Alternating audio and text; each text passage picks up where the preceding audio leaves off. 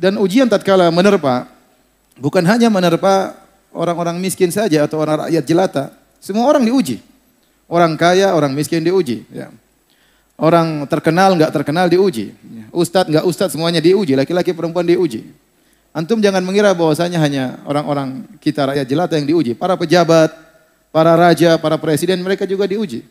Mereka juga susah. Ya. Terkadang mereka juga stres. Ya. Terkadang mereka tidak bisa tidur. Ya. Saya contohkan, saya punya kawan, dia orang Indonesia di Madinah kerja dulu sebagai tukang pijitnya Gubernur Madinah.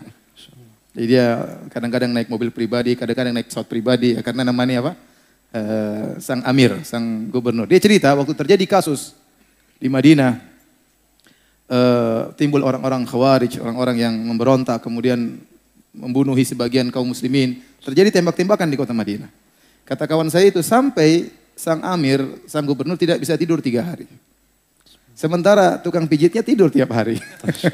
Jadi ya semuanya diuji. Antum kira raja tidak diuji? Kadang kita lihat wajah raja, raja presiden, raja pejabat. Mungkin mereka ada kenikmatan, tapi di balik itu mereka juga mengalami ujian, deg-degan, khawatir, ya macam-macam ya. Macam-macam. Jadi semuanya diuji. Semuanya juga dikasih penyakit. Bukan cuma kita saja yang sakit. Antum kira hanya antum aja yang sakit. Emang raja nggak pernah mencret? Raja juga pernah mencret.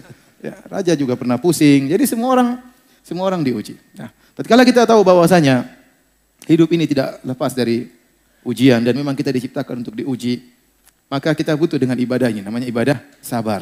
Ibadah sabar. Ini ibadah yang sangat mulia.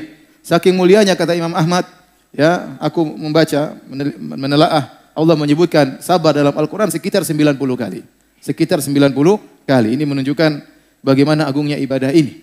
Ya, kalau disebut sekali saja sudah mulia dalam Al-Quran. Ya. Sekali saja disebut mulia dalam Al-Quran. Apalagi sampai 90 kali. Ya. Kenapa? Karena sabar ini ibadah yang berkaitan dengan lisan, berkaitan dengan hati, berkaitan dengan jawarih. As-sabru dalam bahasa Arab artinya al-habsu, yaitu menahan. Tatkala seorang ditimpa ujian, harus menahan lisannya. Ya. Kemudian dia menahan hatinya, tidak boleh dia suudzon sama Allah, tidak boleh dia protes kepada Allah, ya. Kemudian juga menahan dirinya, tidak boleh dia melakukan perbuatan-perbuatan yang menunjukkan dia tidak setuju dengan takdir Allah Subhanahu wa taala. Makanya Nabi bersabda, "Laisa minna man darabal hududa wa syaqqal juyuba wa da'a bid'awal jahiliyah." Bukan dari golongan kami jika seorang terkena musibah lantas dia menampar-nampar pipinya, dia merobek-robek bajunya dan dia menyuruh dengan seruan jahiliyah, ya. Jadi sabar ini ibadah yang menggabungkan antara ibadah hati, ibadah lisan, dan juga ibadah jawarih. Dia ibadah yang sangat agung. Makanya Nabi SAW pernah bersabda, "Wa ma u'tiya ahadun ata'an khairan wa awsa' minas sabar." Tidaklah seorang diberikan suatu pemberian anugerah dari Allah yang lebih luas dan lebih baik daripada sabar. Sabar ini anugerah yang luar biasa. Kalau orang sudah memiliki sifat sabar, maka dia orang yang bahagia. Dia orang yang bahagia.